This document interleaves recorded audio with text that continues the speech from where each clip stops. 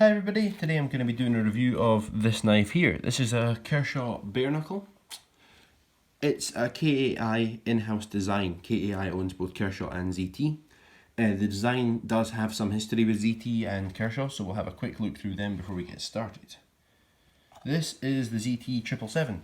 It was a very expensive, hard to find, low production numbers knife, but it was very well liked, and it led to the ZT 0770, which was a production version, and then Kershaw made the Natrix, which is a Chinese made version to the same design, far cheaper, not as nice materials, and that leads us back to the Barenuckle, which is back to being made in the USA like its ZT counterparts. And in terms of price, the Barenuckle is sitting above the Kershaw Natrix but below both the ZTs. So that's kind of where this knife sits within its own little family. It's a 3.5 inch bladed folding knife, and that puts it in a very standard size category. Spyderco UK PK here, Ontario Rat Model 1 there. We'll swap the UK PK for ZT0562 or CGRB Rampart. There's a lot of knives in this same category. It's a very common size category for knives. So like I said, 3.5 inch blade. It is 8.2 inches overall. It's quite a bit thinner than most of the knives in its category. This is only 0.45 inches, noticeably thin knife, and it weighs only 3.4 ounces, which makes it quite a bit lighter than most things in its size category too. It's a manual action ball bearing flipper. Initially the detent for me was too strong, it was very hard to flip, but now that it's broken in, it's fine. You can also easily pinch the blade and roll it out like that if you prefer. It does drop closed with a little bit of persuasion. I'll show that again. Does drop closed. Okay. Now that the detent is broken in, it's about right really for opening the knife. It's still strong enough that you don't have to worry about the knife falling open or coming open in your pocket. The detent is still strong enough to be safe. If you wear gloves a lot, this is probably not going to be the knife for you. There's very small amount of lock bar access here. There's a very small cutout for the lock bar, so it can be quite difficult to do with gloves on.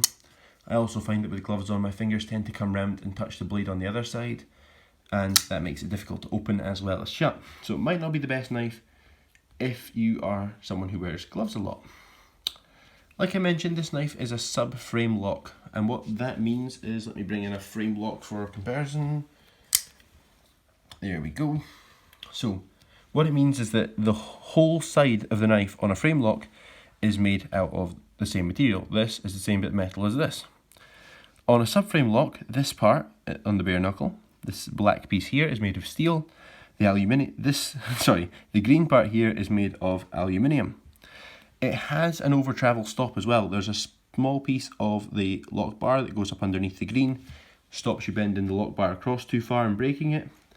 So that's a nice feature that they've added in there. The lockup is about 50 to 60%, something like that, which is fine. There's no noticeable blade play. There's no lock bar insert. It's a steel lock bar, so it probably doesn't need one, and I wouldn't expect one at this price, to be honest, even if it did. Like I mentioned, the scales are aluminium, but I didn't say yet that the backspacer is as well. It's a floating backspacer.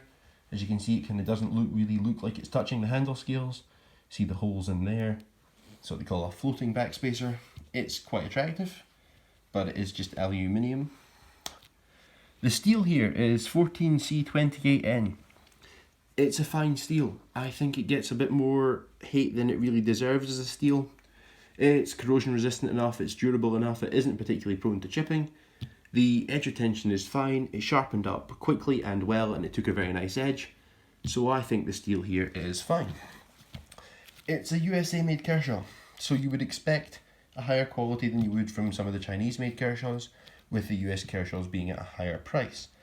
And it is well put together, it's as you would expect. The hardware here is entirely T6. There's a captive pivot. The pivot isn't free spinning, which is lovely, but every screw on the knife here is T6. Even the screws underneath the clip that hold the lock bar in, the clip screws themselves, every screw is T6. I love that they're using the same size screw all over the knife. I don't know why it had to be T6. T8 would have been fantastic, but it's a good knife and I can forgive them using T6. Let's talk about the pocket clip. The pocket clip is fine. There is enough ramp here to get it underneath most pockets. A little bit more ramp wouldn't have really been a problem, but it's not an issue really to get it into average pockets. It's a deep carry clip. If I slide this piece of plastic in here, you can see that very, very little of the knife would be showing out of your pocket as you were carrying it, which is good, and the clip is reversible for carry on the other side too. You can see there's 2 holes here for screwing the clip into that side. The knife hangs very, very nicely to the back of your pocket. As you can see from that line, the knife is completely off to the left hand side of it. It's going to hide in the back of your pocket very, very well, and that's going to be lovely for when you put your hand into your pocket.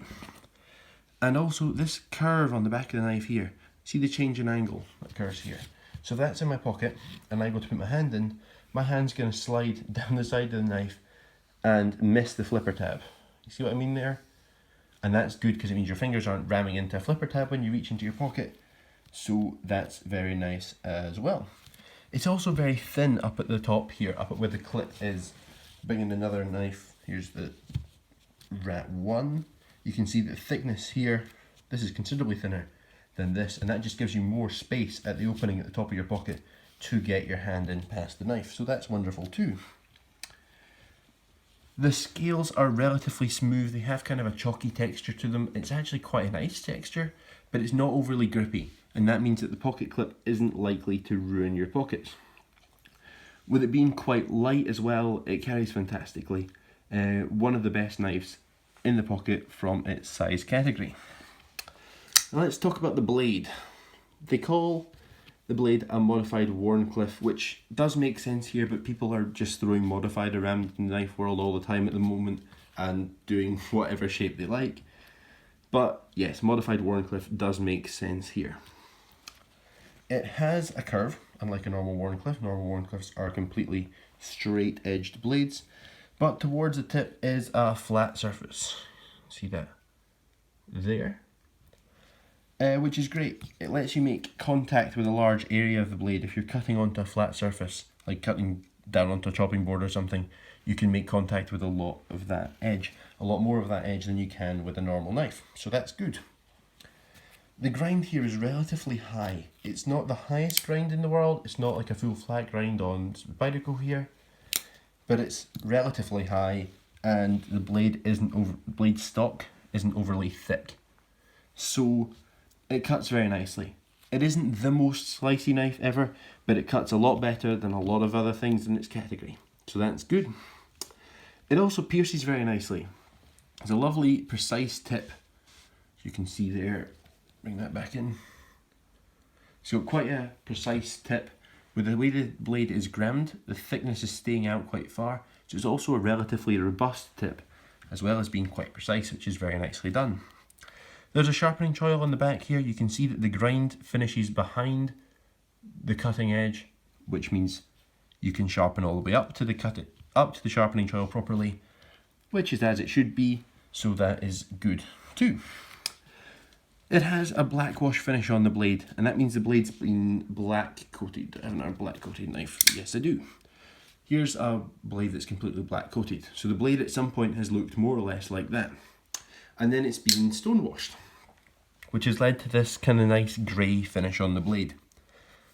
I am a fan of the way this blade looks, I really am. I think it's very nice, it's quite reflective, and it's going to hide scratches and residue from stuff that you've cut very nicely.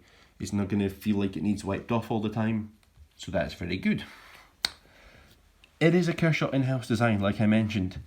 Usually in-house designs can be a bit vanilla, they can be a little bit boring, but honestly this one looks great, and it's more ergonomic than it looks. Surprisingly ergonomic.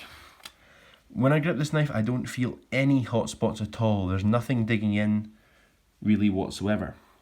The jimping on the spine here is well positioned, and overall there is plenty of grip. It's also a more grippy knife than it looks, as well as being a more comfortable knife than it looks.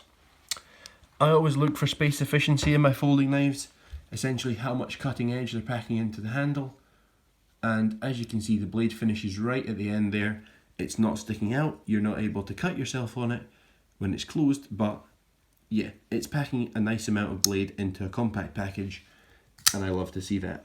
So that's good too. So this bare knuckle costs about $70 to $80 in the US, which is the equivalent of £55 to £60. I got mine from handtools.com. They're a small family company in the US with the best customer service I have ever experienced. So if you're interested, I'll put a link to their website in the description box below. They also did the engraving here, which is very nicely done too. Overall, some companies are doing better materials for the money, okay? There is companies that get you better blade steels and carbon fibre and stuff for the same price. But this is a USA made knife, it has a great design, it carries fantastically, it cuts well. I can absolutely recommend it. A couple of distributors in the US have some exclusive versions of the bare knuckle, so let me quickly mention them. They do versions in 20CV. Smoky Mountain Knife Works and Knife Centre are the only two that I can think of just now. I think they're the only two doing them. But they have versions of the bare knuckle in CPM 20CV, which is a very high-end blade steel. Those exclusive versions go for about $115, which is a chunk more than this knife, but it's a fantastic steel. It's a top-of-the-line steel, and that is very, very good value for money. So if you get a chance at those, they're worth a look. I can absolutely recommend this knife, either in the exclusive version or in this model here.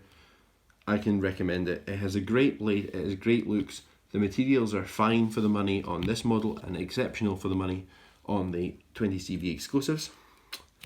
It carries very nicely, it looks great, cuts great. It's very close to ZT quality, given that it's a third of the cost as well. It's a fantastic knife, and if you want one, you should get yourself one. So that's it for the bare knuckle.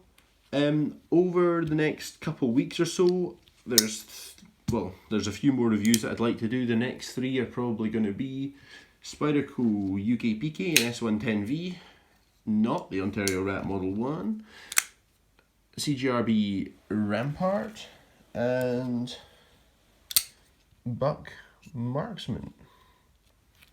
There we go. Thank you very much for watching. See you later.